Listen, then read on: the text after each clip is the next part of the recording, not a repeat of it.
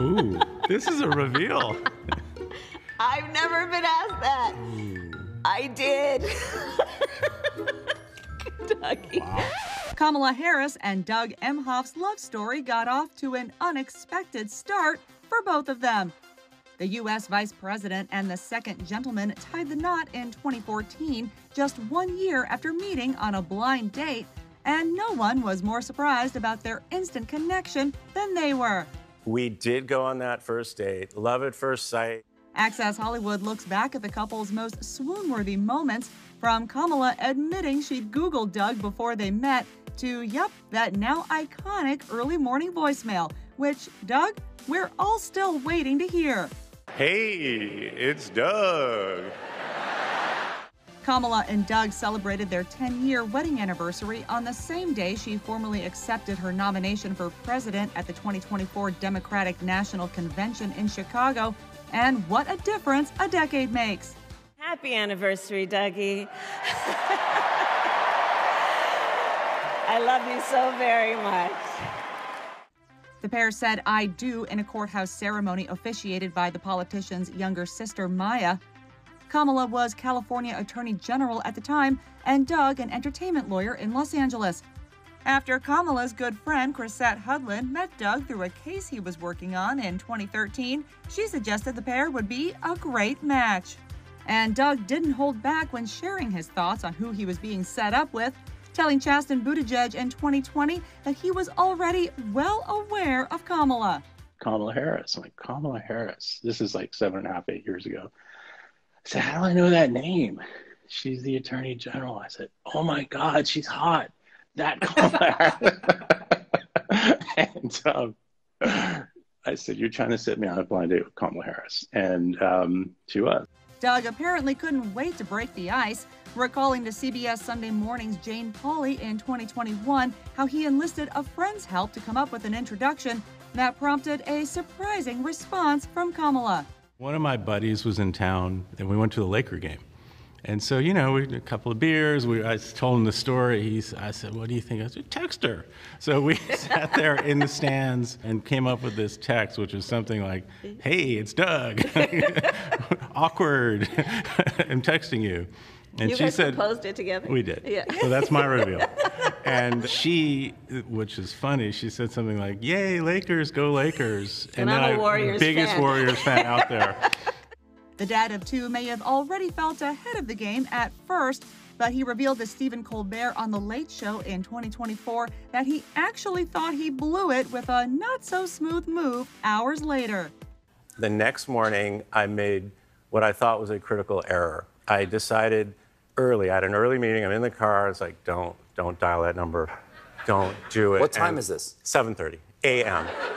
7:30 in the morning? Yeah, so I dial the number, of course she doesn't answer, and then I'm like, hey, it's Doug. and it's 4 or 5 minutes of that, I'm like, oh my goodness, I'm never gonna see this. You do a 4 or 5 minute message at 7:30 in the morning? Hey, it's Doug, and I'm thinking, okay, I blew it, I'm never gonna see her. Fret not, Doug. He may have gone a little more over the top than he'd planned, but Kamala found his enthusiasm charming.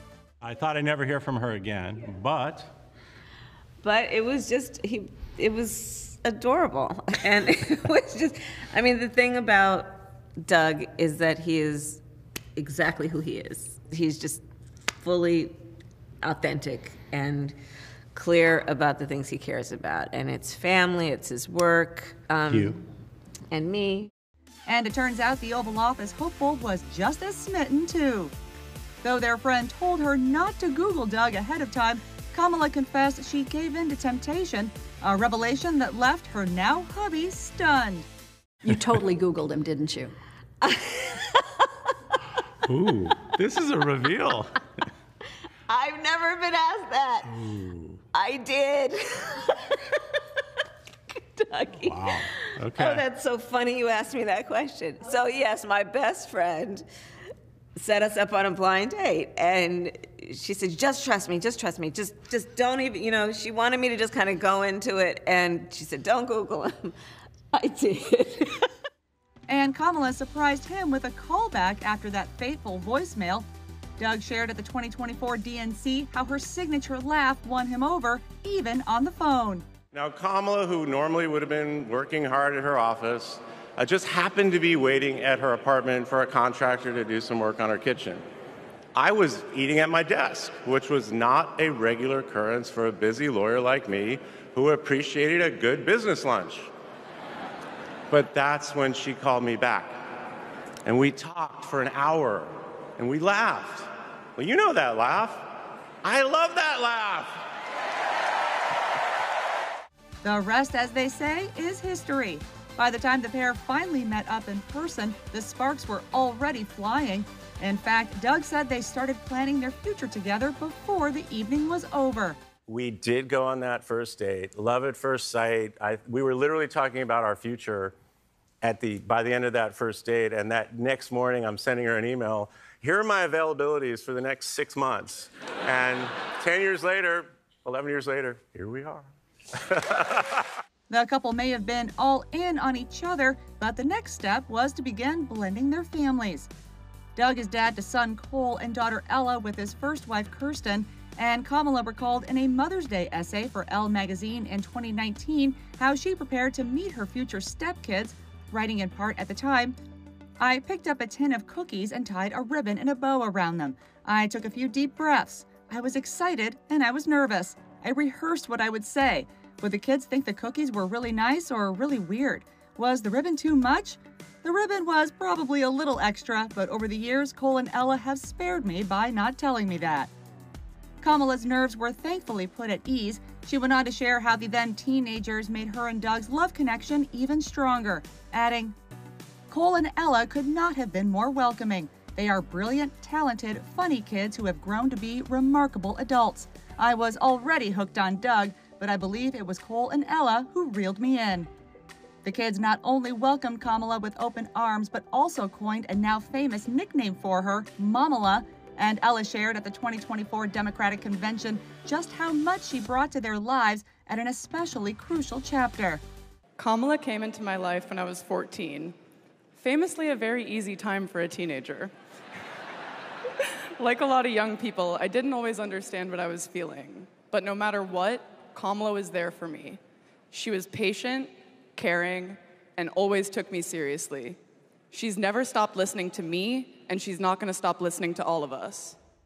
Ella and Cole obviously gave Kamala and their dad a full seal of approval, but they also couldn't help poking fun at just how head over heels the pair still is. With Cole telling the New York Times in 2021, "Doug and Kamala together are like almost vomit-inducingly cute and coupley. I'm like, when is this going to wear off?" And Ella adding, "It's so insane. It's like the honeymoon phase forever. Like the rest of the world gets to see it on social media, but we live that." Kamala's stepkids may enjoy taking a playful swipe at them now and then, but their relationship with her has only grown deeper with time.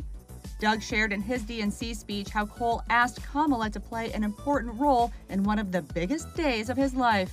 In the same breath that Cole and Greenlee told us that they were engaged, they asked Kamala to officiate their wedding. And in the same way that she always steps up when it matters, Kamala put so much time into those remarks, and she bound them in a book that matched her dark red dress, and then turned that into a gift for the happy couple. As for how Kamala and Doug made it to the altar, she revealed their unconventional proposal in her 2019 book, The Truths We Hold, explaining that she was frantic over a pair of missing pants while packing for an Italian vacation and didn't understand what was happening when Doug said, "I want to spend my life with you," writing, "That was sweet, but he was always sweet like that. Truth be told, I didn't register the significance of what he'd said at all. I didn't even look up. My mind was still on the black pants." According to Kamala, Doug then repeated himself, prompting her to finally pause and discover him on one knee. She added, "He'd concocted an elaborate plan to propose to me in front of the Ponte Vecchio, but once he had the ring, it was burning a hole in his pocket. He couldn't keep it secret." Kamala went on to write that she burst into tears over the surprise, noting, quote, "not graceful Hollywood tears, but genuine sobs," and said yes. Doug gave up practicing law when Kamala became VP. He now teaches part-time at Georgetown, and during an interview with People magazine, he shared that he and Kamala keep their marriage strong by putting work aside long enough to start and end their days together, saying, "We try to approach those moments as husband and wife, not vice president and second gentleman. It's really our time to be a couple, time talking about kids, family, and very little about the workings of our days." Kamala, of course, isn't the only one who could get a big promotion in November. Though Doug's position would elevate from second gentleman to first if she wins the presidency, he maintains boundaries when it comes to his proximity to the West Wing, telling CBS Sunday Morning in June 2024 that he's there to give Kamala personal support, not professional advice. No. I am her husband. She has plenty of people around her giving her advice on her role. I'm just there to support her, to be there for her. That doesn't mean he's not on hand for her most important career milestones, of course. Doug wasn't afraid to pour his heart out at the DNC ahead of Kamala accepting the presidential nomination. I love you so much. I'm so proud of how you're stepping up for all of us. But that's who she is. Wherever she's needed, however she's needed, Kamala rises to the occasion. Though Kamala didn't take the stage that night, she was watching after all, giving Instagram followers a peek at herself catching Doug's speech on the road, dropping her cute nickname for the second gentleman in her caption, writing, "Love you, Dougie." And as for that awkward first voicemail, the VP not only saved it, but plays it back for Doug to celebrate a romantic yearly occasion. By the way, Kamala saved that voicemail, and she makes me listen to it on every anniversary.